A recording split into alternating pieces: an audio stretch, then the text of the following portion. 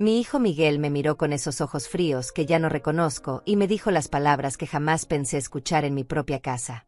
Mañana mi hermosa esposa viene aquí, y ella te odia. Toma tus cosas y ese tu perro Pulguiento y vete al campo con tu hermana por un mes. Lo dijo como si fuera el dueño de todo, como si yo fuera una invitada indeseada en la casa que construí con el sudor de 40 años de trabajo. Como si fuera basura que se puede tirar cuando molesta. Yo solo lo miré en silencio. 72 años cargando este mundo sobre mis hombros y mi propio hijo me habla como si fuera una extraña. Toby, mi perro, estaba echado a mis pies y levantó la cabeza cuando escuchó su nombre. Pulguiento, dijo. Mi Toby, que me acompaña desde hace 8 años, desde que su padre murió y me quedé completamente sola en esta casa que ahora Miguel reclama como suya. No le respondí nada. ¿Qué podía decirle? Que esta casa la pagué yo trabajando doble turno en la fábrica textil mientras él estudiaba. Que cada dólar que invertí en sus estudios universitarios salió de mis manos agrietadas por el jabón industrial. Que cuando su padre se enfermó, yo vendí mis joyas para pagar los medicamentos mientras Miguel vivía su vida de estudiante sin preocupaciones. No le dije nada porque ya no sirve recordarle quién soy. Mi rutina diaria comenzaba a las 5 de la mañana. Toby me despertaba lamiéndome la mano con esa lealtad que los humanos ya no conocen. Preparaba mi café solo, sin azúcar, porque el médico me dijo que cuidara la diabetes. Me sentaba en la silla de mimbre del patio, esa que compré cuando Miguel cumplió 15 años y soñaba con que algún día se sentaría conmigo a contarme de sus novias, de sus planes, de sus miedos. Pero Miguel creció y se fue, y cuando regresó ya no era mi hijo. Era un extraño con mi apellido y mis ojos, pero con el corazón de hielo. Los domingos solía llamar a mi hermana Cecilia, que vive en el campo. Ella siempre me decía que fuera a visitarla, que la soledad me estaba matando lentamente. Pero yo me negaba porque esta casa es mi vida. Cada rincón tiene una historia. La cocina donde preparé miles de comidas para Miguel y su padre. La sala donde celebramos sus primeras calificaciones perfectas. El cuarto donde lo cuidé cuando tuvo neumonía y pensé que lo perdería para siempre. Esta casa soy yo, y yo soy esta casa. Miguel llegaba de visita una vez al mes, siempre con prisa, siempre revisando su teléfono celular. Nunca se quedaba más de 1 hora. Nunca aceptaba mi comida. Decía que tenía que cuidarse, que su esposa Camila le había puesto una dieta especial. Camila. Una muchacha de 28 años que nunca me dirigió la palabra, que me mira como si fuera algo que se pegó en la suela de su zapato. La conocí solo una vez, el día de su boda, y desde entonces Miguel encontró todas las excusas del mundo para evitar traerla de nuevo. Y ahora me dice que ella me odia. Ni siquiera me conoce, pero me odia. Tal vez porque represento todo lo que ella no quiere ser. Una mujer que luchó, que se sacrificó, que envejeció dando todo por su familia. Ella quiere una vida fácil, sin estorbos del pasado, sin suegras que le recuerden las responsabilidades que vienen con el matrimonio. Quiere a Miguel para ella sola, sin la carga emocional que represento. Esa noche, después de que Miguel se fue sin despedirse, me quedé despierta acariciando la cabeza de Toby. Mi casa estaba en silencio, pero yo podía escuchar todos los recuerdos gritando desde las paredes. El llanto de Miguel cuando era bebé. Las risas cuando aprendió a caminar. Sus primeras palabras. Mamá. Esa fue su primera palabra, y ahora esa misma boca me ordena irme de mi propia casa porque su esposa me odia. Empecé a empacar lentamente. La ropa en una bolsa vieja de lona. Los medicamentos en una cajita de metal. La foto de mi esposo y yo el día de nuestra boda, cuando teníamos 20 años y creíamos que el amor lo conquistaba todo. ¡Qué ingenuos fuimos! El amor no conquista nada. Solo te hace vulnerable ante quienes supuestamente te aman más. Toby me siguió por toda la casa mientras empacaba.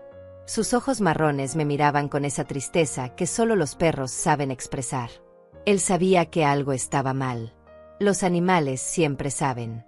Tienen esa intuición que los humanos perdimos en el camino hacia la civilización. Preparé su comida extra y guardé sus juguetes favoritos en una bolsa aparte. Si íbamos a ser exiliados de nuestro propio hogar, al menos estaríamos juntos. La mañana llegó demasiado pronto. Miguel apareció temprano con su auto nuevo, ese que se compró con el dinero que yo le presté el año pasado para su negocio. Nunca me pagó, pero ahora tiene auto nuevo y esposa joven. Cargó mis cosas en la cajuela sin mirarme a los ojos. Toby se resistía a subir al auto, como si supiera que no era un paseo normal. Tuve que cargarlo yo misma, sintiendo cómo temblaba contra mi pecho. Durante el viaje al campo, Miguel no dijo una sola palabra. La radio sonaba bajo, alguna canción romántica que contrastaba cruelmente con el silencio helado entre nosotros. Yo miraba por la ventana y veía pasar mi vida. Los lugares donde había sido feliz se alejaban cada kilómetro. Mi casa, mi barrio, mi mundo. Todo quedaba atrás para que una muchacha que me odia pudiera ser feliz en el hogar que yo construí.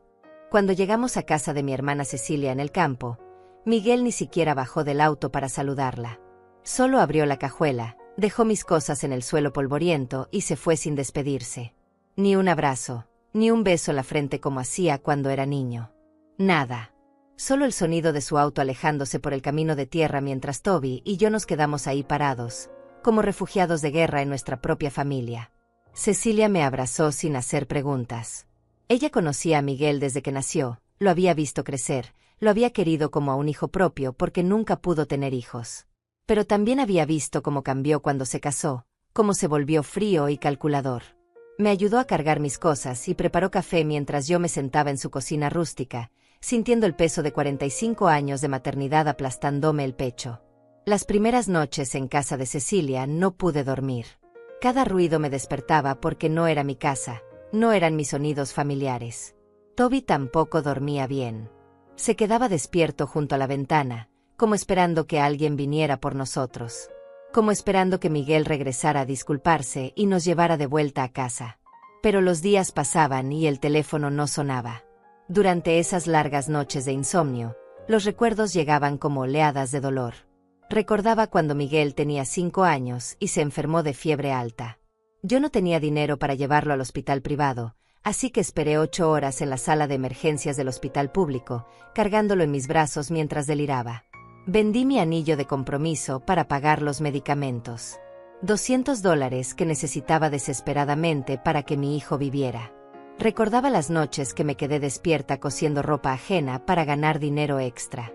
Mis ojos se cansaban bajo la luz amarilla de la lámpara vieja, pero seguía cosiendo porque Miguel necesitaba uniformes nuevos para la escuela. Los otros niños se burlaban de su ropa remendada, y yo no podía permitir que mi hijo sufriera esa humillación. Trabajé hasta que mis dedos sangraron, literalmente, para que él tuviera lo mejor que yo podía darle. Cuando Miguel cumplió 18 años, quería estudiar ingeniería en la universidad privada más cara de la ciudad. Yo ganaba $300 al mes en la fábrica textil, trabajando de sol a sol. La mensualidad de la universidad costaba $500.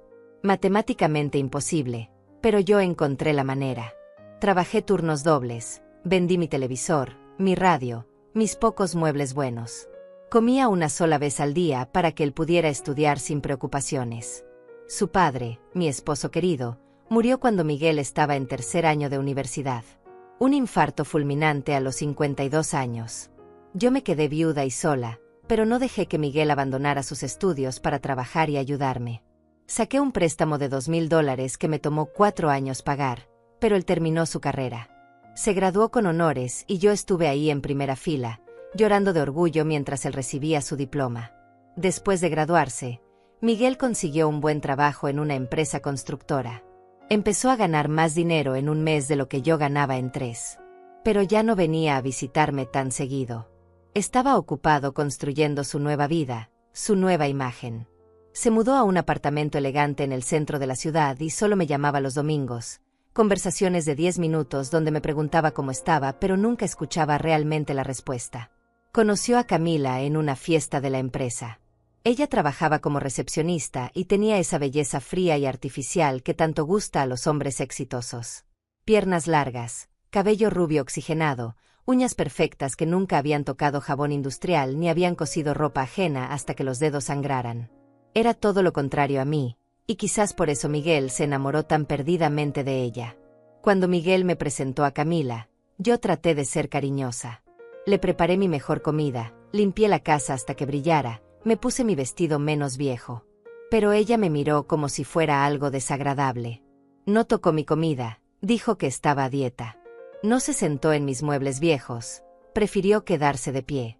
Cuando le mostré las fotos de Miguel de niño, ella bostezó y revisó su teléfono celular. Esa noche, después de que se fueron, lloré como no había llorado desde el funeral de mi esposo. No era solo tristeza, era humillación. Mi hijo había elegido a una mujer que me despreciaba, y él lo permitía. Peor aún, parecía aprobar esa actitud. Como si mi amor de madre fuera algo vergonzoso que había que ocultar de su nueva vida sofisticada. La boda fue una ceremonia cara y ostentosa. Yo no conocía a nadie de los invitados de ella. Gente con ropa de marca y conversaciones sobre viajes a Europa y autos importados. Yo me senté sola en mi mesa, vestida con un traje que me costó 2 meses de ahorro, sintiéndome como una intrusa en la boda de mi propio hijo. Camila llevaba un vestido que costaba más que mi salario anual, y Miguel la miraba como si fuera una diosa bajada del cielo. Durante el baile, Miguel se acercó a mí por obligación social. Me invitó a bailar una canción, pero fue evidente que lo hacía por quedar bien ante los fotógrafos. Sus movimientos eran rígidos, su sonrisa falsa. Cuando terminó la canción, me dio un beso mecánico en la mejilla y regresó corriendo con su esposa y sus nuevos amigos. Yo me quedé ahí parada en medio de la pista de baile, sintiendo que acababa de bailar con un extraño que casualmente tenía la cara de mi hijo. Después de la boda, las visitas se volvieron aún más esporádicas. Miguel venía solo, siempre con prisa, siempre con excusas. Camila estaba ocupada, Camila tenía dolor de cabeza, Camila no se sentía bien. Yo sabía la verdad. Camila había puesto una condición, ella o yo. Y Miguel había elegido. Sin dudarlo, sin pelear, sin defender a la mujer que había sacrificado su vida entera por él. Aquí en casa de Cecilia, rodeada de estos recuerdos que me asfixian, empiezo a entender algo que debería haber entendido hace años. Mi hijo no es la víctima de una mujer manipuladora. Miguel es exactamente quien quiere ser. Un hombre que puede descartar a su madre como se descarta un periódico viejo cuando ya no sirve. Un hombre que puede mirarme a los ojos y llamar pulguiento al perro que me consuela en mi soledad. Las lágrimas que no derramé frente a la hora bajan por mis mejillas arrugadas mientras acaricio a Toby. Mi hermana Cecilia me observa desde la cocina, pero respeta mi dolor en silencio. Ella también entiende lo que yo estoy empezando a entender. Que el niño que crié con tanto amor ya no existe. En su lugar hay un hombre que me ve como un obstáculo para su felicidad perfecta. Al 5.º día en casa de Cecilia, mi teléfono sonó. Era Miguel. Su voz tenía un tono extraño, más suave de lo normal, como cuando era niño y había hecho algo malo pero quería evitar el castigo. Mamá, dijo, y esa palabra sonó falsa en su boca después de días de silencio. Camila y yo hemos estado pensando, y queremos invitarte a unas vacaciones especiales. Un mes completo en un lugar hermoso, con todo pagado, para que descanses y te diviertas. Unas vacaciones. La palabra me sonó extraña. Yo nunca había tenido vacaciones en mi vida. Cuando trabajaba en la fábrica textil, usaba mis días libres para trabajos extra. Cuando Miguel era pequeño, mis vacaciones eran llevarlo al parque los domingos. Cuando su padre estaba enfermo, mis vacaciones eran las noches que pasaba despierta cuidándolo. Ahora, de repente, mi hijo quería regalarme vacaciones. Algo no cuadraba. Te vamos a mandar dinero para que compres ropa nueva, continuó Miguel. $500 para que te veas hermosa. Conocerás gente de tu edad, harás actividades, tendrás todo lo que necesites. Es nuestro regalo para ti, porque sabemos que te lo mereces. Su voz sonaba ensayada, como si estuviera leyendo un guión escrito por alguien más. Probablemente por Camila. Cecilia estaba sentada frente a mí, escuchando la conversación. Sus ojos me miraban con esa expresión que ponía cuando éramos niñas y alguien nos ofrecía dulces gratis. Desconfianza instintiva. Ella conocía a Miguel desde que nació, había visto cómo podía ser encantador cuando necesitaba algo. Pero esta generosidad repentina después de haberme echado de mi casa como a un perro era demasiado sospechosa. ¿Dónde son esas vacaciones?, le pregunté. Un lugar precioso en las montañas, respondió rápidamente. Muy tranquilo, con jardines, actividades para personas de la tercera edad. Te va a encantar, mamá. Tendrás tu propia habitación, comida incluida, todo muy cómodo. Solo tienes que decir que sí y nosotros nos encargamos de todo. La palabra nosotros me molestó. Camila y él, tomando decisiones sobre mi vida como si fuera una niña incapaz de cuidar de sí misma. Le dije que lo pensaría. Miguel insistió, su voz volviéndose más ansiosa. Mamá, es una oportunidad única. Solo por un mes. Cuando regreses, ya habremos arreglado algunas cosas en la casa para que estés más cómoda. ¿Qué cosas?, le pregunté, pero él cambió de tema rápidamente. Habló de lo bien que me haría el aire de montaña, de lo feliz que estaría rodeada de gente de mi edad, de lo orgulloso que se sentiría de darme ese regalo. Después de colgar, Cecilia y yo nos quedamos en silencio. Ella preparó más café y se sentó a mi lado. Aurea, me dijo con esa voz suave que usaba cuando quería decirme algo importante, ese muchacho está tramando algo. Los hijos no regalan vacaciones caras a las madres que acaban de echar de sus casas. No tiene sentido. Sus palabras confirmaban lo que mi instinto ya me gritaba, pero yo no quería escuchar.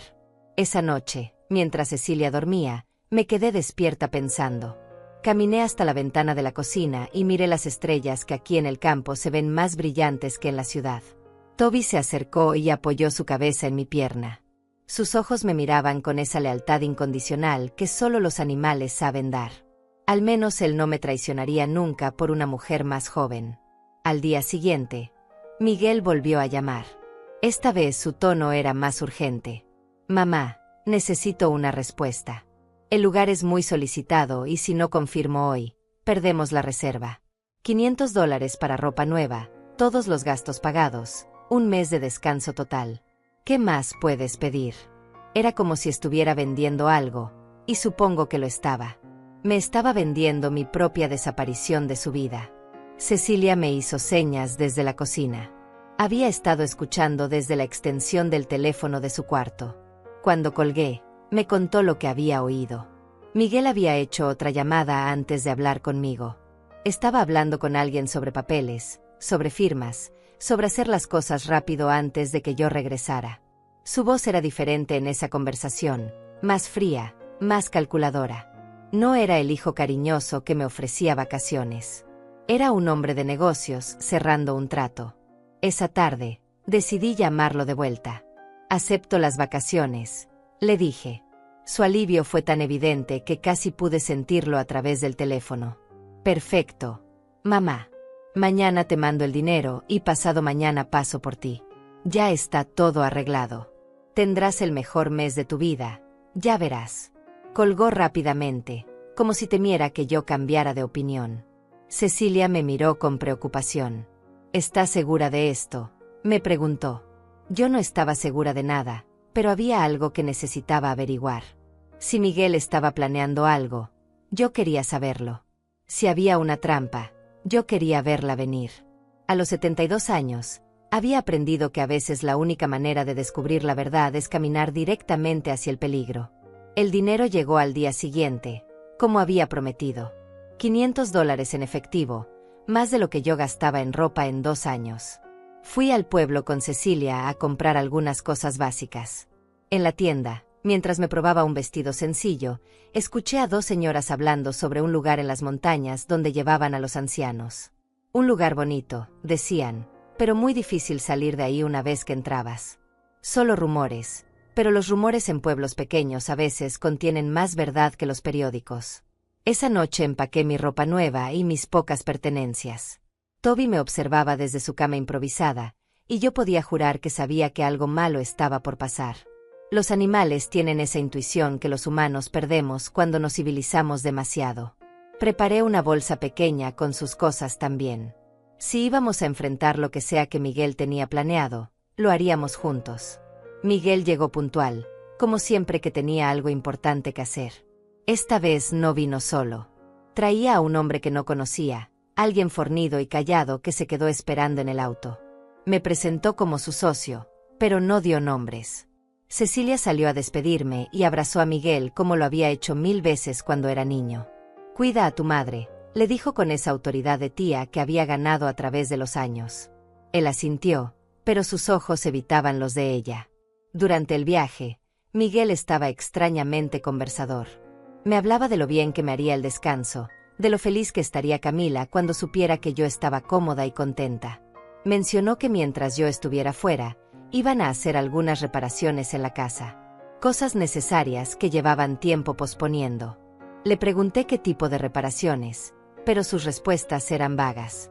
Cosas del techo, de la plomería, cosas que tomarían tiempo. El camino a las montañas era largo y serpenteante.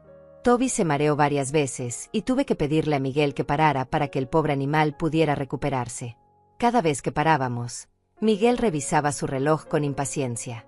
Tenemos que llegar antes de las 5, decía. Es importante llegar a tiempo. ¿Por qué era tan importante la hora? Yo no lo sabía, pero algo en su urgencia me ponía cada vez más nerviosa. Cuando finalmente llegamos al lugar, entendí por qué Miguel había insistido tanto en que viniera. No era un hotel de vacaciones para ancianos. Era algo mucho más permanente, algo mucho más definitivo. Las puertas altas, las rejas discretas pero sólidas, el personal vestido de blanco que nos recibió con sonrisas profesionales pero frías. Miguel había encontrado la manera perfecta de deshacerse de mí sin ensuciarse las manos. Me había traído a un lugar del cual, según las señoras del pueblo, era muy difícil salir. El lugar se llamaba Residencia Montaña Dorada, y por fuera parecía un hotel de lujo para personas mayores. Jardines bien cuidados, fuentes de agua, senderos pavimentados y bancos de madera barnizada. Pero había algo en el ambiente que me erizaba la piel. Los ancianos que caminaban por los jardines lo hacían lentamente, con miradas vacías, como si hubieran perdido la esperanza de estar en cualquier otro lugar. Sus familias los visitaban los domingos, si acaso, y el resto de la semana era una rutina silenciosa de medicamentos y televisión.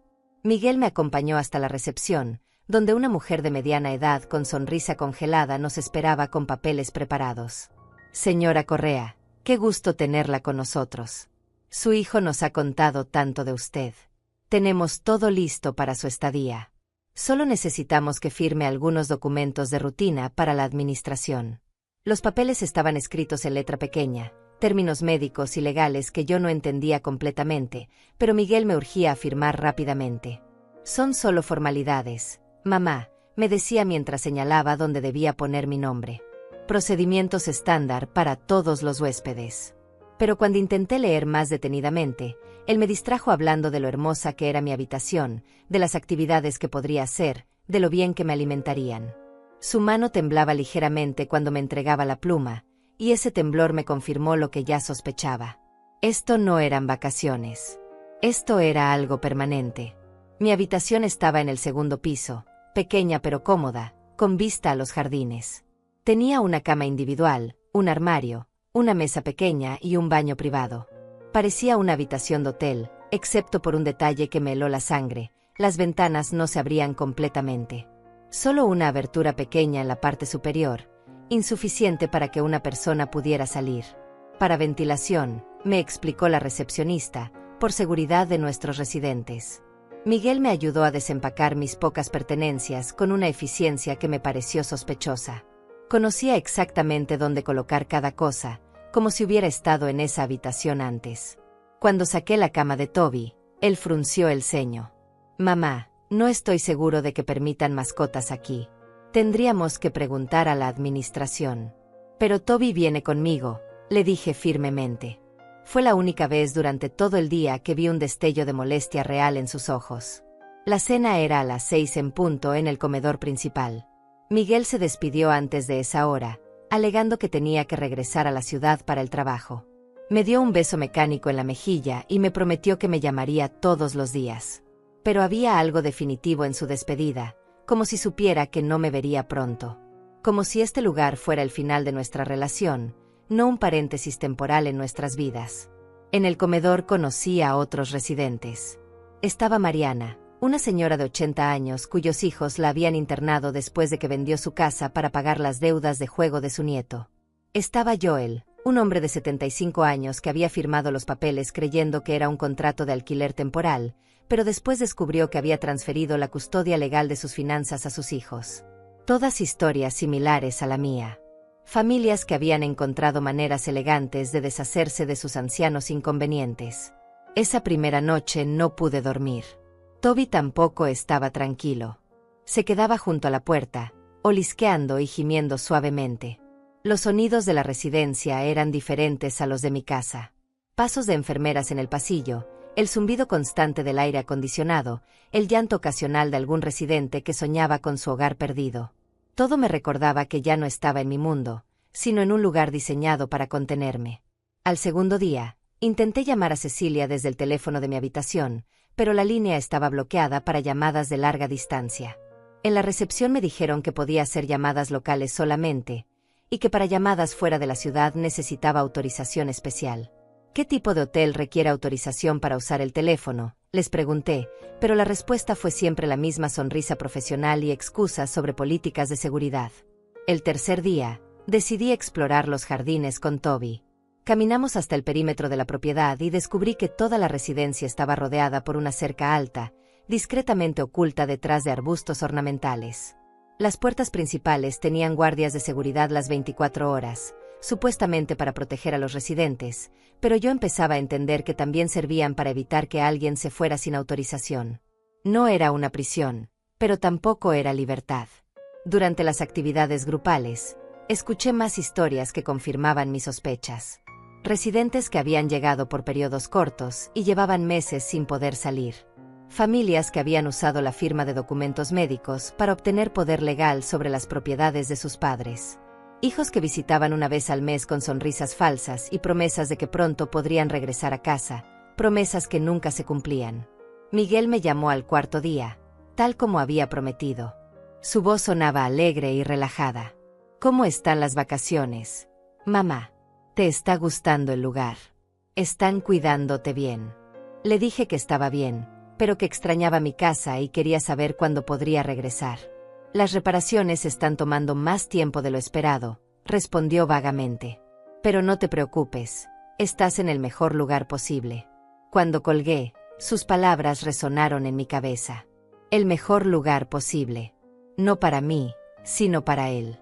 Esa noche, mientras cenaba con los otros residentes, Mariana me contó algo que me helió la sangre.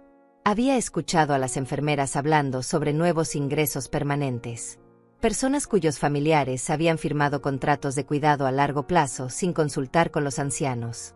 Contratos que incluían la transferencia de propiedades como pago por los servicios de la residencia. Familias que habían encontrado la manera legal de quedarse con las casas de sus padres mientras los mantenían seguros y cómodos en instituciones como esta. Al quinto día, intenté salir de la residencia para caminar por el pueblo cercano. El guardia de seguridad me detuvo cortésmente en la puerta. Señora Correa, necesita autorización de la administración para salidas. Son las reglas para todos los residentes.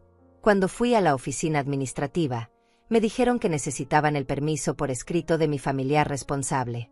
Mi familiar responsable era Miguel, y yo empezaba a entender que él nunca daría ese permiso. Esa noche llamé a Miguel desde el teléfono de la recepción, bajo la supervisión de la enfermera de turno. Le pregunté directamente cuándo vendría por mí, cuándo terminarían las supuestas reparaciones de la casa. Su respuesta fue evasiva, llena de palabras suaves pero vacías de compromisos reales. Pronto, mamá. Cuando todo esté listo. Tienes que tener paciencia y disfrutar el descanso que tanto te mereces. Pero yo ya no quería descanso. Quería mi casa, mi vida, mi libertad. Al sexto día, mientras paseaba con Toby por los jardines, me acerqué a una enfermera joven que parecía más humana que las otras. Le pregunté directamente sobre los procedimientos para salir de la residencia. Su respuesta me confirmó lo que ya sabía, pero no quería aceptar. Los residentes solo podían salir con autorización de sus familiares responsables, y solo si las cuentas estaban al día. Las cuentas que costaban $3,000 al mes, pagadas con las propiedades que los familiares habían transferido legalmente como garantía. Esa noche, acostada en mi cama estrecha mientras Toby dormía a mis pies, entendí finalmente lo que Miguel había hecho. No me había regalado vacaciones.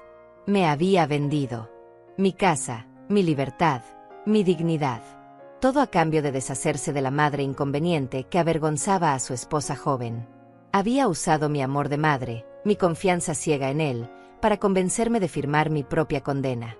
Y lo más doloroso de todo era que lo había hecho con tanta facilidad, como si yo fuera un problema menor que resolver en su vida perfecta. Los papeles que había firmado tan confiadamente el primer día no eran formularios de hotel. Eran documentos legales que transferían la custodia médica y financiera de mi persona a Miguel, y que autorizaban el uso de mi propiedad como garantía de pago por cuidados a largo plazo. En términos simples, Miguel había vendido mi casa para pagar mi prisión dorada, y yo había firmado mi conformidad sin siquiera leer la letra pequeña. Al séptimo día en la residencia Montaña Dorada, mientras paseaba con Toby por los jardines después del desayuno, escuché una voz familiar llamándome desde el estacionamiento de visitantes. Señora Aurea, señora Aurea. Era Marcos Huerta, mi antiguo vecino de hace 15 años, cuando vivía en la casa anterior antes de mudarme a la que Miguel ahora reclamaba como suya. Marcos había envejecido, tenía más canas y arrugas, pero sus ojos seguían siendo los mismos ojos bondadosos del hombre al que yo había ayudado cuando más lo necesitaba. Marcos trabajaba ahora como conductor de una empresa de mensajería, y había venido a entregar unos documentos a la administración de la residencia. Cuando me vio, su cara se iluminó con una sonrisa genuina, la primera sonrisa real que veía en días. Señora Aurea, ¿qué hace usted aquí? No me diga que está visitando a alguien. Le expliqué brevemente que estaba de vacaciones, pero él me conocía demasiado bien. Sus ojos se entristecieron cuando escuchó mis palabras vagas y poco convincentes. Sabía que algo andaba mal. Se sentó conmigo en una de las bancas del jardín y me contó cómo había sido su vida desde que nos perdimos el contacto. Después de que su esposa murió de cáncer hace 12 años, él había quedado solo con deudas médicas enormes. Los ahorros de toda una vida se habían evaporado en tratamientos que no funcionaron, y él había perdido su casa, su auto, todo. Había vivido en un cuarto alquilado, trabajando en lo que fuera para sobrevivir día a día.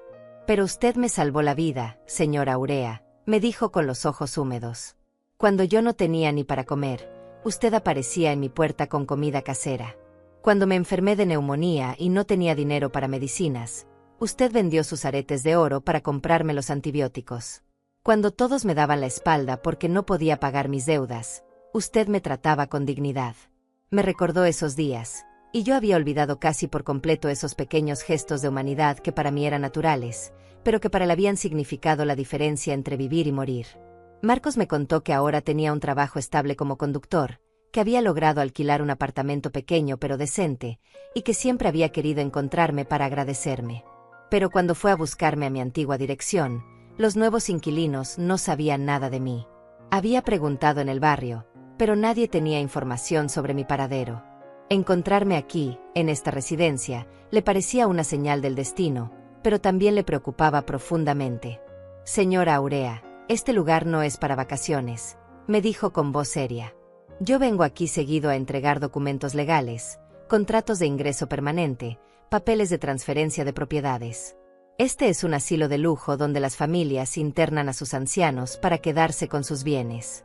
He visto casos terribles, gente que entra por unos días y nunca sale. Sus palabras confirmaron mis peores sospechas, pero escucharlas de alguien que conocía el sistema desde adentro me dio la claridad que necesitaba. Le conté toda la verdad sobre Miguel, sobre cómo me había echado de mi casa, sobre las supuestas vacaciones, sobre los documentos que había firmado sin entender completamente. Marcos escuchó en silencio, su cara endureciéndose con cada detalle de mi historia. Cuando terminé, él negó con la cabeza lentamente. Ese muchacho al que usted crió no merece llamarse su hijo, me dijo. Pero no se preocupe, señora Aurea. Usted me salvó una vez, ahora me toca a mí salvarla a usted. Marcos me explicó que su trabajo le daba acceso a información que normalmente no estaba disponible para el público. Como conductor de mensajería legal, había aprendido a reconocer documentos fraudulentos, contratos engañosos y esquemas diseñados para estafar a personas vulnerables. Me prometió que investigaría los papeles que Miguel había hecho firmar, que averiguaría exactamente qué había sucedido con mi casa y que buscaría manera de ayudarme a salir de esta situación. Al día siguiente, Marcos regresó con noticias que me partieron el corazón, pero también encendieron una llama de rabia en mi pecho que no había sentido en años. Había investigado los documentos relacionados con mi caso, y la verdad era peor de lo que había imaginado. Miguel había puesto mi casa en venta el mismo día que me dejó en la residencia. El anuncio ya estaba publicado en Internet por $450,000, una suma que representaba el trabajo de toda mi vida. Pero eso no era todo. Marcos había conseguido copias de los contratos que yo había firmado, y me mostró lo que realmente había aceptado sin saberlo. No era un acuerdo de vacaciones temporales. Era un contrato de cuidado permanente que le daba a Miguel poder legal completo sobre mis finanzas, mi propiedad y hasta mis decisiones médicas. Había firmado mi propia sentencia de prisión dorada, y Miguel había usado mi confianza ciega para conseguir mi firma en documentos que yo nunca habría aceptado si hubiera entendido su verdadero contenido. Lo más doloroso era descubrir que Miguel había estado planeando esto durante meses. Marcos había encontrado correos electrónicos entre Miguel y la administración de la residencia, fechados 3 meses antes de que él me echara de casa. Habían estado coordinando mi ingreso, calculando los costos, preparando los contratos. Todo mientras él venía a visitarme con su sonrisa falsa y sus conversaciones superficiales, sabiendo que ya había decidido deshacerse de mí. Marcos también había averiguado sobre Camila y su participación en el plan. Ella no solo conocía todos los detalles, sino que había sido la arquitecta intelectual de la operación. En sus propios mensajes de texto, que Marcos había conseguido a través de contactos en la empresa telefónica, ella se refería a mí como la vieja estorbo que había que quitar del camino para poder vivir en paz. Había calculado exactamente cuánto dinero ganarían vendiendo mi casa, y ya tenían planes para usar ese dinero en un viaje a Europa y mejoras a su apartamento. Pero Marcos tenía más información que cambiaría todo. Había descubierto que los contratos que yo firmé tenían irregularidades legales importantes. Miguel había falsificado mi firma en varios documentos adicionales, había mentido sobre mi estado mental en los reportes médicos, y había sobornado a un doctor para que certificara que yo tenía demencia incipiente y necesitaba cuidado institucional permanente.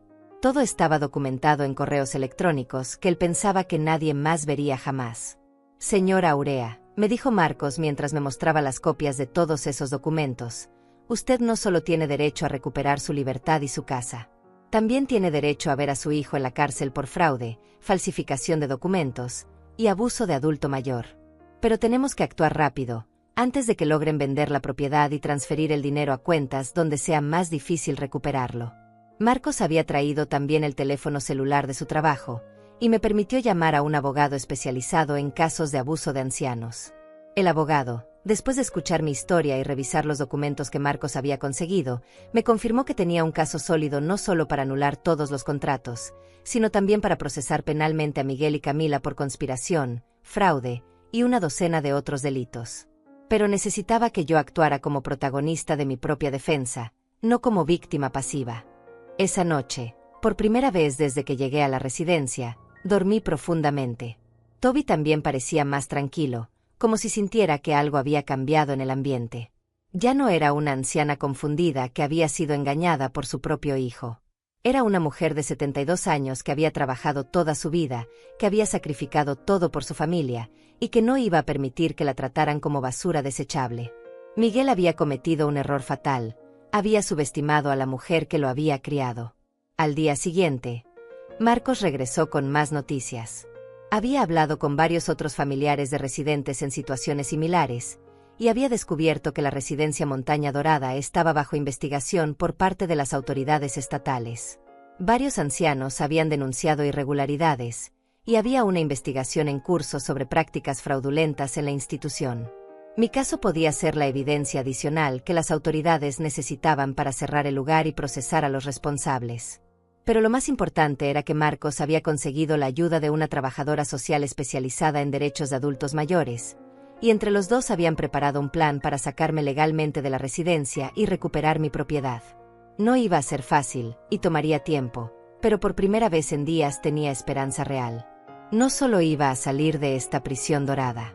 Iba a hacer que Miguel y Camila pagaran por cada mentira, cada documento falsificado, cada momento de humillación que me habían hecho sufrir. Con la ayuda de Marcos y la trabajadora social, Ivana Palma, comencé a organizar mi contraataque con la paciencia y meticulosidad que había aprendido en 40 años de trabajo en la fábrica textil. Cada pieza tenía que estar en su lugar, cada documento verificado, cada paso calculado con precisión. Miguel había usado mi amor de madre contra mí, pero ahora yo usaría su propia arrogancia y codicia contra él.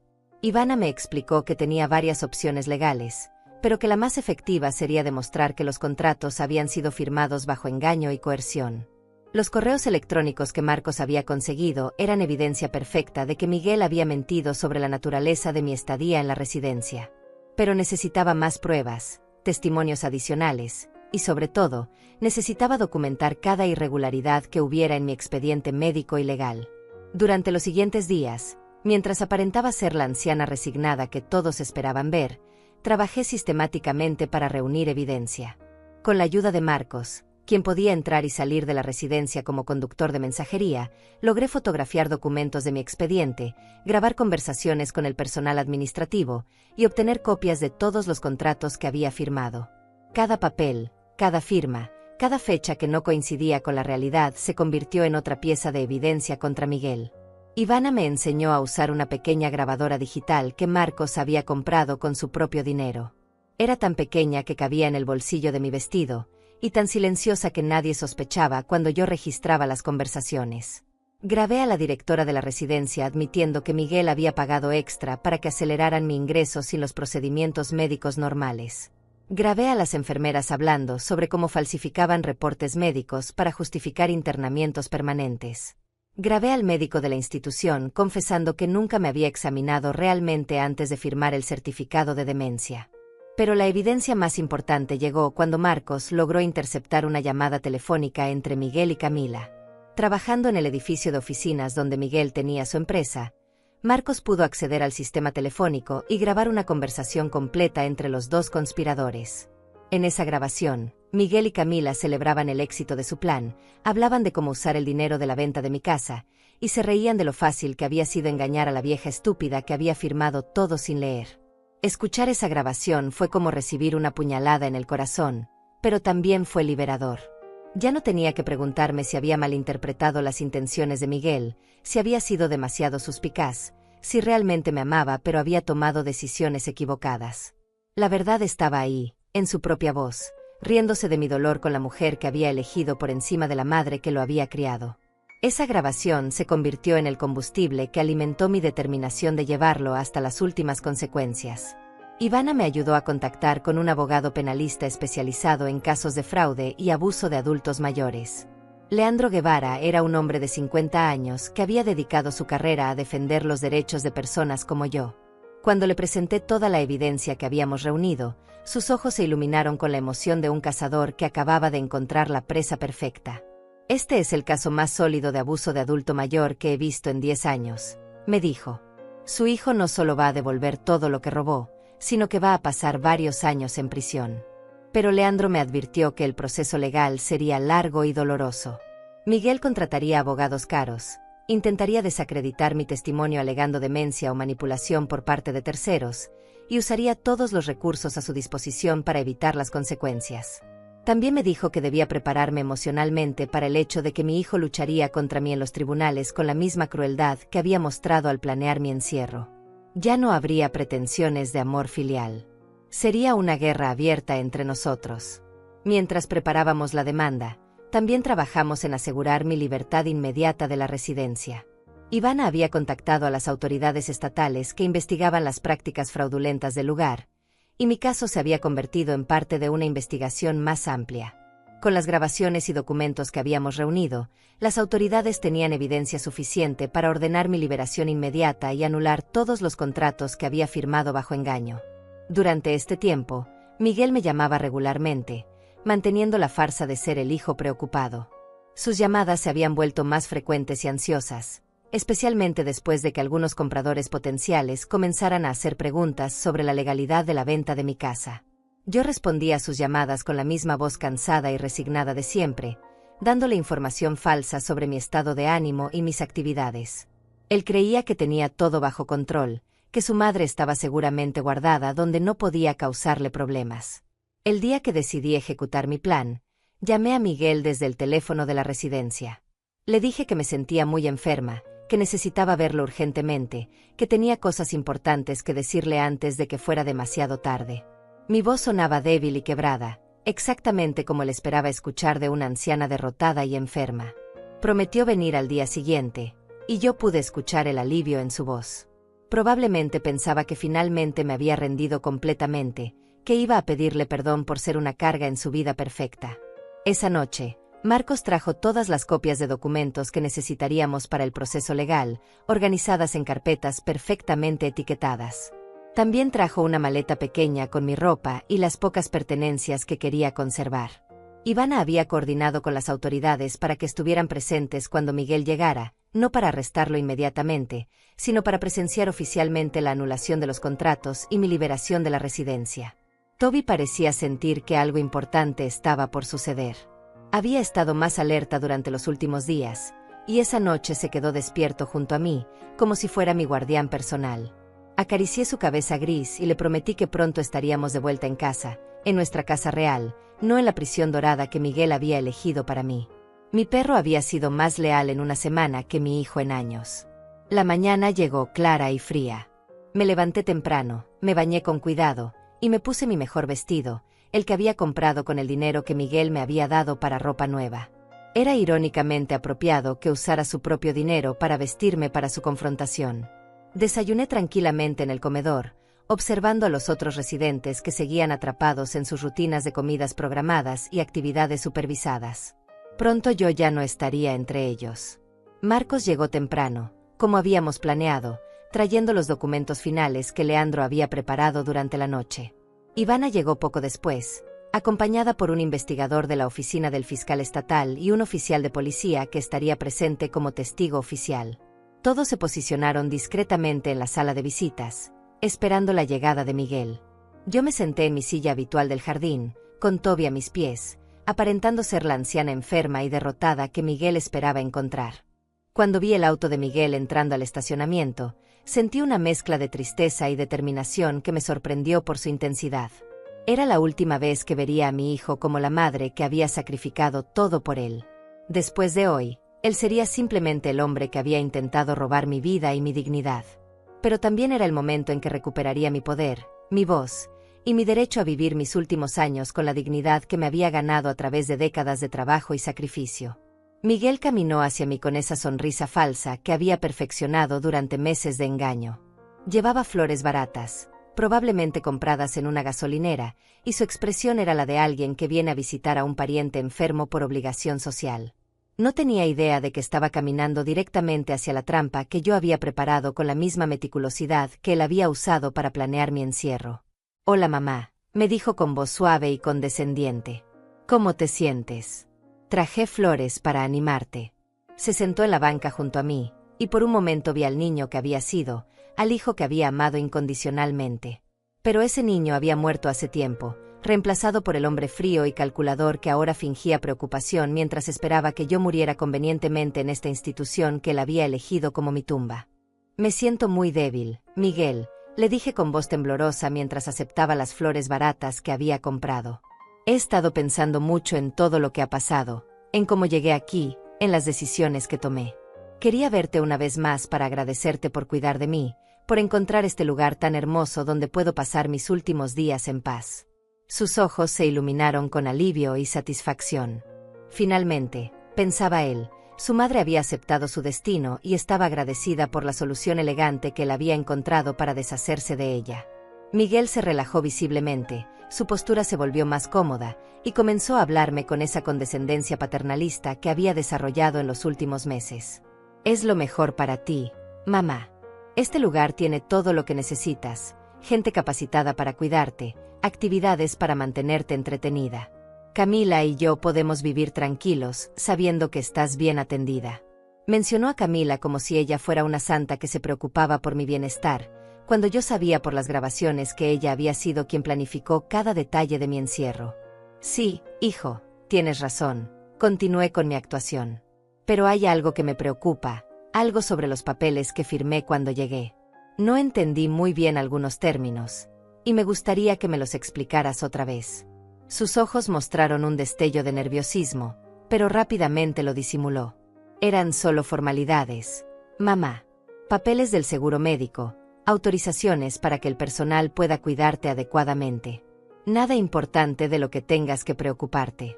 Cada palabra que salía de su boca era una mentira más que se sumaría a la lista de evidencias en su contra. En ese momento, Ivana apareció caminando por el jardín, aparentando ser una visitante casual. Se acercó a nosotros con una sonrisa profesional y se presentó como trabajadora social de la residencia. Miguel la saludó cortésmente, sin saber que ella era quien había estado coordinando mi liberación durante días. «Señor Correa, qué bueno encontrarlo aquí. Justamente necesitaba hablar con usted sobre algunos documentos relacionados con su madre». Podríamos conversar unos minutos en privado. Miguel accedió, pensando que era una conversación rutinaria sobre mi cuidado. Caminaron hacia la sala de visitas, donde Marcos, Leandro, el investigador y el oficial de policía los esperaban. Yo lo seguí lentamente, cargando a Toby y manteniendo mi actuación de anciana frágil y confundida. Cuando Miguel vio a todas esas personas esperándolo, su cara cambió completamente. La sonrisa condescendiente desapareció, reemplazada por una expresión de pánico apenas controlado. Señor Correa, dijo Leandro presentándose como mi abogado, tenemos serias preocupaciones sobre las circunstancias bajo las cuales su madre fue internada en esta institución. Hemos revisado todos los documentos que ella firmó, y tenemos evidencia de irregularidades significativas en el proceso. Miguel intentó mantener la compostura, pero yo podía ver el sudor formándose en su frente. No entiendo de qué están hablando. Mi madre está aquí por su propio bienestar, porque necesita cuidados especializados. Ivana entonces reprodujo la primera grabación, la conversación entre Miguel y la directora de la residencia donde la admitía haber pagado dinero extra para acelerar mi ingreso sin evaluaciones médicas apropiadas. La voz de Miguel llenó la habitación, clara e inconfundible, hablando sobre cómo necesitaba que todo se hiciera rápidamente antes de que yo cambiara de opinión. Su cara se puso pálida mientras escuchaba su propia voz traicionándolo. Eso está fuera de contexto, balbuceó Miguel. Yo solo quería asegurarme de que mi madre recibiera la mejor atención posible. Pero entonces Leandro reprodujo la segunda grabación, la conversación telefónica entre Miguel y Camila donde celebraban el éxito de su plan y se reían de lo fácil que había sido engañar a la vieja estúpida. Esta vez no había manera de malinterpretar o justificar sus palabras. Su propia voz lo condenaba sin posibilidad de escape. Miguel se puso de pie bruscamente, su cara roja de rabia y humillación. «Esto es una trampa», gritó. «Mi madre está claramente siendo manipulada por estas personas. Ella no está en condiciones mentales de tomar decisiones por sí misma. Está senil, necesita cuidados institucionales». Pero sus gritos desesperados solo confirmaban lo que las grabaciones ya habían demostrado, que él era capaz de cualquier mentira para justificar sus acciones. En ese momento, saqué la pequeña grabadora de mi bolsillo y la coloqué sobre la mesa. Durante toda nuestra conversación en el jardín, había estado registrando cada una de sus mentiras, cada una de sus justificaciones falsas. «Miguel», le dije con voz clara y firme, muy diferente a la voz temblorosa que había usado minutos antes, «acabas de mentir nuevamente. Dijiste que los papeles eran solo formalidades del seguro médico, cuando sabías perfectamente que eran contratos de internamiento permanente. Dijiste que esto era por mi bienestar, cuando tienes mi casa en venta desde el día que me trajiste aquí». Su cara mostró una mezcla de shock y terror cuando se dio cuenta de que yo había estado actuando todo el tiempo, que había grabado su visita, que no era la anciana confundida y manipulable que él había esperado encontrar. «Mamá», balbuceó, tratando de recuperar algo de control sobre la situación. «No entiendes lo que está pasando. Estas personas te están usando, te están llenando la cabeza de ideas falsas. Yo solo quiero lo mejor para ti». Leandro entonces le mostró las copias de todos los documentos fraudulentos que había firmado en mi nombre, los reportes médicos falsos que había comprado, los correos electrónicos donde coordinaba mi internamiento con meses de anticipación. «Señor Correa, esto va mucho más allá de una disputa familiar. Estamos hablando de fraude, falsificación de documentos, abuso de adulto mayor y conspiración. Su madre tiene derecho a procesar penalmente por todos estos delitos». Miguel intentó una estrategia diferente. Se arrodilló frente a mí, tomó mis manos, y con lágrimas fabricadas en los ojos me suplicó perdón. «Mamá, lo siento mucho. Cometí errores, pero lo hice porque te amo, porque quería protegerte. Podemos arreglar esto, podemos resolver todo en familia sin involucrar a los tribunales. Te prometo que nunca más volverá a pasar algo así». Pero sus lágrimas falsas no me conmovieron. Había aprendido a reconocer la diferencia entre el arrepentimiento real y la manipulación desesperada. «Miguel», le respondí con la voz serena de una mujer que había recuperado su poder, «tuviste 45 años para amarme y protegerme. Elegiste venderme en lugar de defenderme. Elegiste reírte de mí con tu esposa en lugar de respetarme. Elegiste robar mi casa en lugar de agradecerme por todos los sacrificios que hice por ti. Ahora tienes que enfrentar las consecuencias de esas decisiones. Ya no eres mi hijo. Eres simplemente el hombre que intentó destruir mi vida». El investigador del fiscal entonces le notificó oficialmente que estaba bajo investigación por múltiples delitos relacionados con abuso de adulto mayor y fraude. Le informaron que tenía derecho a conseguir un abogado, que cualquier cosa que dijera podía ser usada en su contra, y que debía presentarse en la oficina del fiscal dentro de 48 horas. Miguel escuchó todo esto con una expresión de incredulidad total, como si no pudiera creer que las consecuencias de sus acciones finalmente lo habían alcanzado. Cuando intentó llamar a Camila desde su teléfono celular, Leandro le informó que ella también estaba siendo notificada simultáneamente en su lugar de trabajo. Un segundo equipo de investigadores estaba en ese momento presentándole los mismos cargos y la misma evidencia. La conspiración que habían planificado juntos ahora los arrastraría juntos hacia las consecuencias legales. No habría manera de que uno culpara al otro o de que escaparan de la responsabilidad compartida. Miguel salió de la residencia escoltado por el oficial de policía, no arrestado pero claramente humillado y derrotado. Antes de irse, me miró una última vez con una expresión que mezclaba odio, miedo y algo que podría haber sido arrepentimiento real. Pero ya era demasiado tarde para el arrepentimiento. Había cruzado líneas que no tenían vuelta atrás, había traicionado vínculos que no se podían reparar, había mostrado quién era realmente cuando pensaba que nadie estaba mirando. Esa tarde, mientras Marcos e Ivana me ayudaban a recoger mis cosas para salir definitivamente de la residencia Montaña Dorada, recibí una llamada de Camila. Su voz estaba quebrada por el llanto y la desesperación. «Señora Aurea, por favor, tiene que ayudarnos. Todo esto es un malentendido terrible.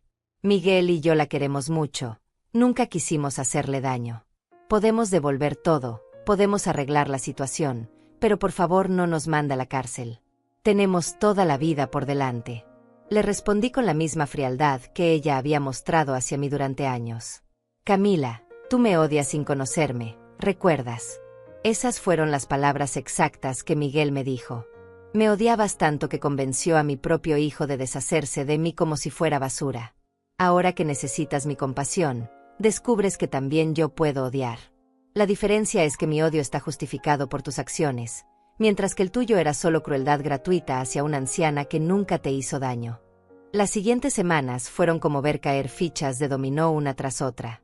Miguel y Camila habían construido su plan perfecto sobre cimientos de mentiras y documentos falsificados, pero cuando esos cimientos se desmoronaron, todo su mundo se vino abajo con una velocidad que hasta a mí me sorprendió. Leandro había presentado la demanda penal con toda la evidencia que habíamos reunido, y las autoridades actuaron con una eficiencia que reflejaba lo sólido de nuestro caso. La primera consecuencia llegó cuando el banco congeló inmediatamente la venta de mi casa. Los compradores potenciales, al enterarse de que la propiedad estaba bajo investigación por fraude, cancelaron sus ofertas y exigieron la devolución de los depósitos que habían entregado. Miguel se encontró no solo sin poder vender mi casa, sino también debiendo $25,000 en depósitos que ya había gastado en adelantos para su viaje europeo con Camila y en mejoras a su apartamento. El escándalo se expandió rápidamente por la comunidad donde Miguel trabajaba. Su empresa constructora, al enterarse de que uno de sus ingenieros estaba bajo investigación por fraude y abuso de adulto mayor, tomó la decisión de suspenderlo inmediatamente sin goce de sueldo mientras se resolvía el caso legal. En el mundo de la construcción, donde la confianza y la reputación son fundamentales, estar asociado con fraude significaba la muerte profesional. Ninguna empresa querría arriesgarse a contratar a alguien con esas acusaciones pendientes. Camila enfrentó consecuencias igualmente devastadoras en su trabajo como recepcionista en una firma de abogados. Cuando sus empleadores se enteraron de que estaba siendo investigada por conspiración para defraudar a una anciana, la despidieron inmediatamente. Los abogados no podían permitirse tener empleados bajo sospecha de actividades criminales, especialmente en casos que involucraban documentos fraudulentos y abuso de personas vulnerables. Su despido fue tan público y humillante como había sido su actitud despectiva hacia mí. La investigación también reveló que Miguel y Camila habían estado viviendo muy por encima de sus posibilidades, financiando su estilo de vida lujoso con préstamos que esperaban pagar con el dinero de la venta de mi casa. Cuando esa fuente de ingresos desapareció y ambos perdieron sus empleos, se encontraron en una espiral financiera descendente que no podían controlar. Sus tarjetas de crédito estaban al límite, debían 3 meses de renta de su apartamento caro, y los pagos de su auto nuevo estaban atrasados. Pero la humillación más grande llegó cuando los medios de comunicación locales se enteraron de la historia. Un periodista de investigación del periódico principal de la ciudad había estado siguiendo una serie de casos similares de abuso de adultos mayores, y mi caso se convirtió en el ejemplo perfecto de cómo familias aparentemente respetables podían traicionar a sus propios ancianos. El artículo se tituló «Cuando los hijos se convierten en depredadores, la escalofriante traición de una familia respetable». El artículo incluía fotografías de Miguel y Camila que el periodista había obtenido de sus redes sociales, donde aparecían sonrientes y elegantes en restaurantes caros y vacaciones costosas, mientras yo había estado comiendo una vez al día para pagar la universidad de Miguel.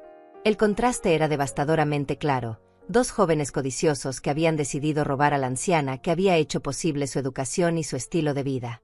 Los comentarios de los lectores fueron brutales e implacables. Miguel intentó desesperadamente controlar el daño mediático.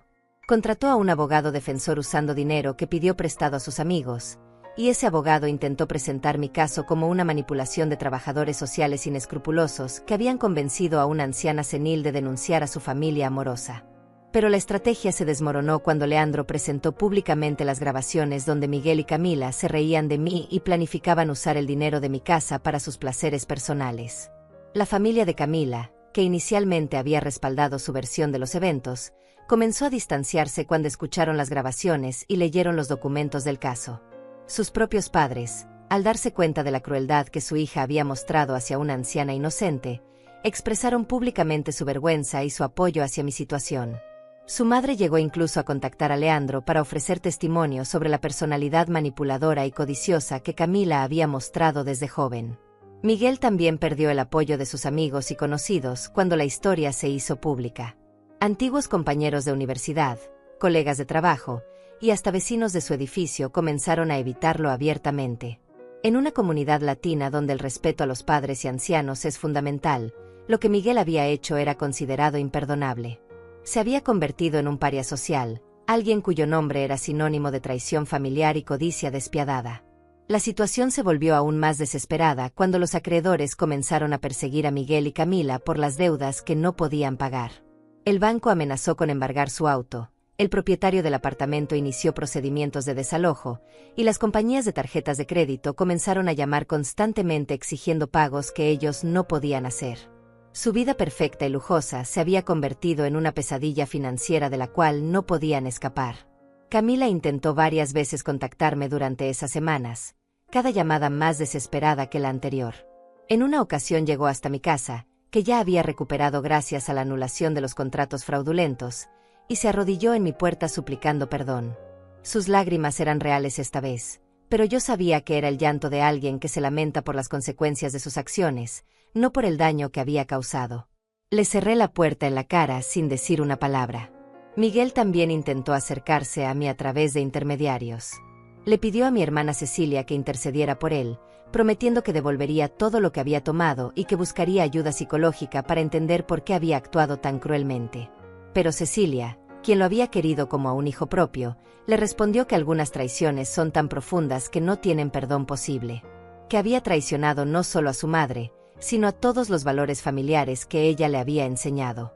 La investigación criminal avanzó rápidamente debido a la cantidad y calidad de evidencia que habíamos presentado. El fiscal asignado al caso me dijo que raramente había visto documentación tan completa de un fraude tan elaborado.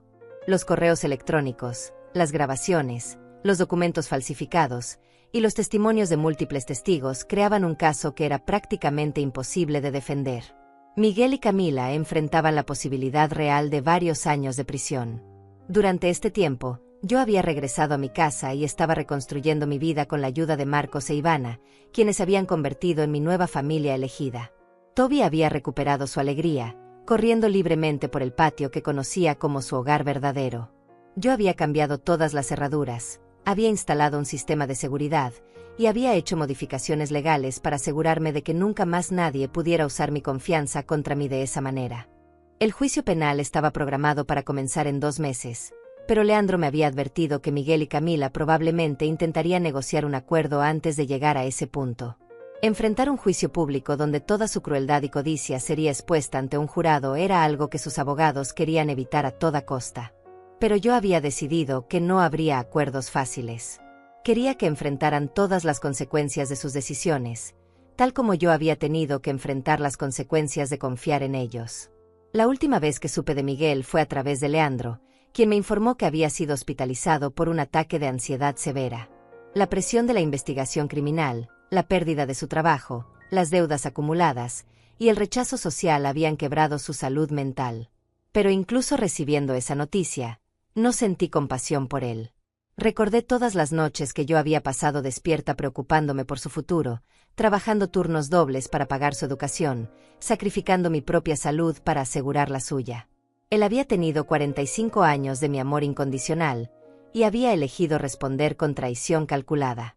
Camila, según me informaron, había intentado huir a otro estado para escapar de la vergüenza y las consecuencias legales, pero había sido detenida en el aeropuerto cuando intentaba abordar un vuelo con documentos falsificados. Ese intento de fuga solo agregó más cargos criminales a su caso y demostró una vez más su naturaleza mentirosa y manipuladora. No había aprendido nada de las consecuencias de sus acciones anteriores, y seguía creyendo que podía escapar de la justicia a través de más mentiras y engaños.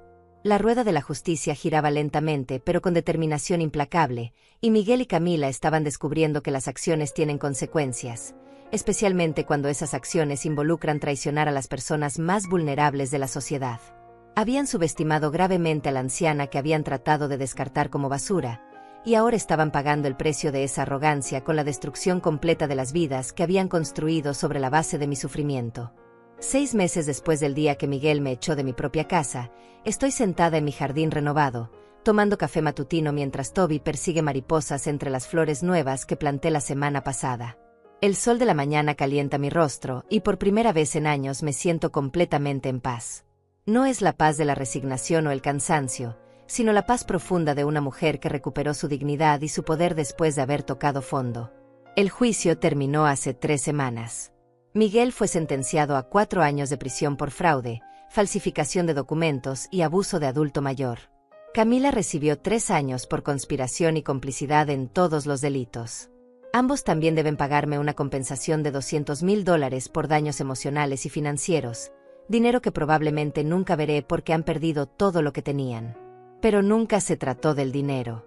Se trató de la justicia, de demostrar que los ancianos no somos basura desechable que las familias pueden tirar cuando les conviene. Durante el juicio, Miguel intentó una última manipulación. Se puso de pie ante el juez y pidió hablar directamente conmigo. Con lágrimas que esta vez parecían genuinas, me pidió perdón y me dijo que había entendido la magnitud de lo que había hecho. Que había perdido a la única persona que lo había amado incondicionalmente, y que pasaría el resto de su vida lamentando haber elegido el dinero y la comodidad por encima del amor de su madre. Pero yo lo miré en silencio, sin una lágrima, sin una palabra de perdón.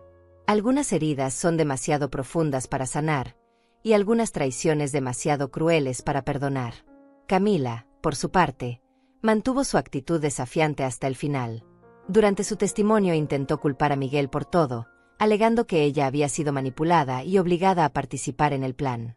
Pero las grabaciones donde se reía de mí y planificaba gastar mi dinero en lujos personales destruyeron cualquier intento de presentarse como víctima.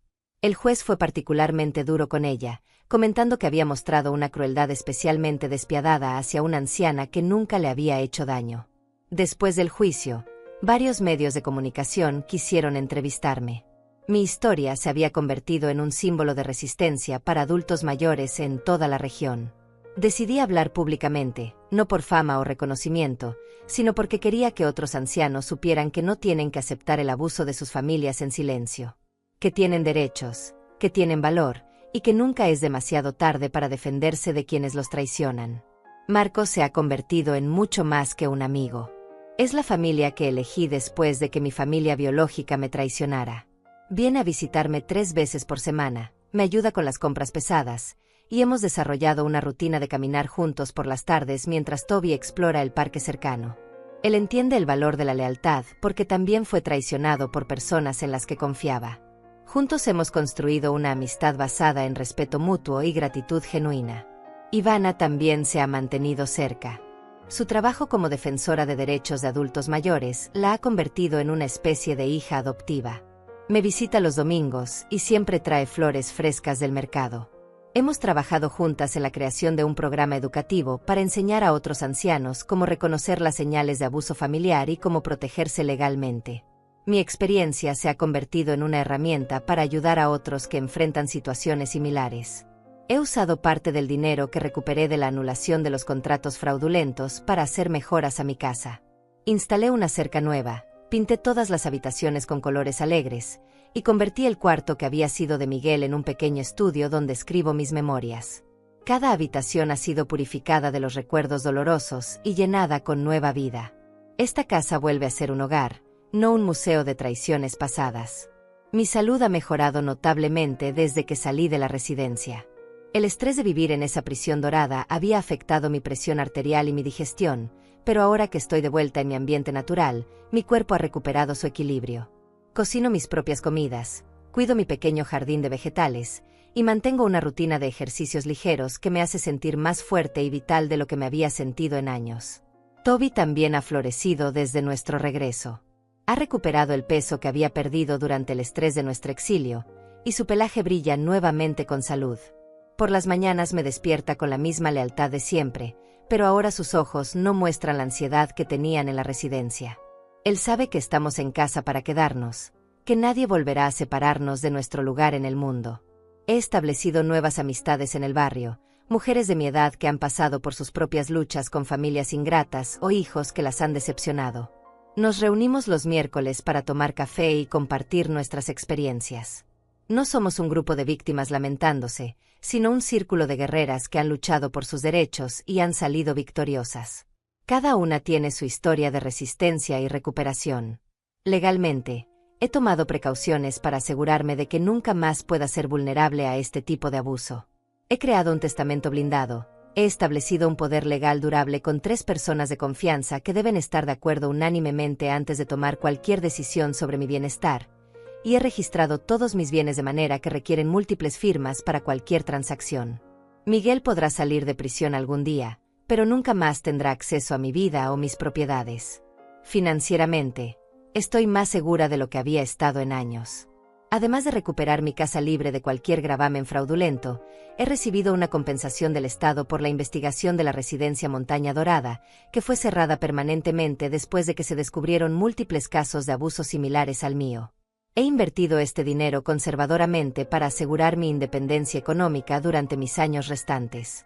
A veces, en las noches tranquilas cuando estoy sentada en mi patio escuchando el sonido de Toby respirando pacíficamente a mis pies, reflexiono sobre todo lo que ha pasado. No siento tristeza por Miguel, aunque reconozco que una parte de mí siempre recordará al niño que fue antes de convertirse en el hombre que me traicionó.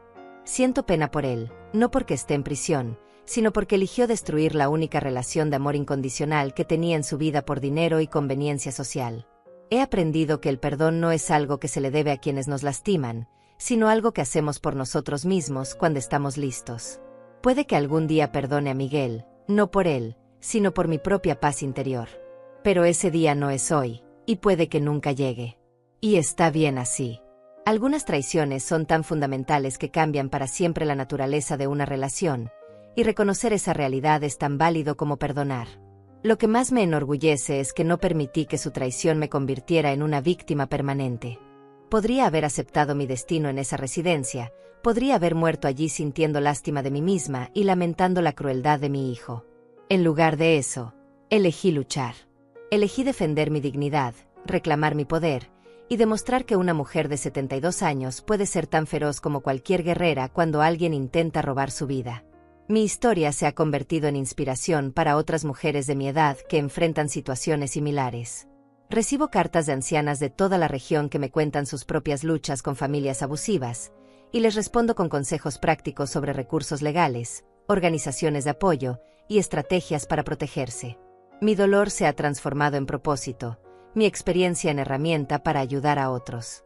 Esta mañana, mientras escribo estas palabras finales en mi estudio renovado, puedo escuchar a Marcos llegando para nuestro paseo matutino. Toby ya está corriendo hacia la puerta, su cola moviéndose con la alegría de una nueva aventura. En una hora, Ivana llegará con los documentos para el nuevo programa educativo que estamos desarrollando. Mi día estará lleno de propósito, amistad verdadera y la satisfacción profunda de una vida recuperada. A todos los que han escuchado mi historia, les digo esto: nunca es demasiado tarde para defenderse. Nunca es demasiado tarde para reclamar su dignidad. Nunca es demasiado tarde para demostrar que tienen valor, sin importar lo que otros puedan decir o hacer. La edad no nos convierte en víctimas automáticas. La familia biológica no tiene derecho automático a nuestro respeto si no se lo ha ganado con amor genuino y acciones consistentes. Si mi historia les ha conmovido, si han visto algo de ustedes mismos en mi experiencia, los invito a que compartan este relato con otros que puedan necesitar escucharlo. Dejen sus comentarios, díganme cómo mi historia los ha afectado, compartan sus propias experiencias de resistencia y recuperación. Juntos podemos crear una comunidad de apoyo para aquellos que enfrentan la traición de quienes se supone que los aman. Porque al final del día, la familia verdadera no está determinada por la sangre, sino por el amor, el respeto y la lealtad que se demuestran a través de acciones consistentes. Marcos, Ivana y hasta mi querido Toby han demostrado ser más familia para mí que el hijo que crié con tanto sacrificio. Y en esa familia elegida, he encontrado la paz y la felicidad que pensé que había perdido para siempre.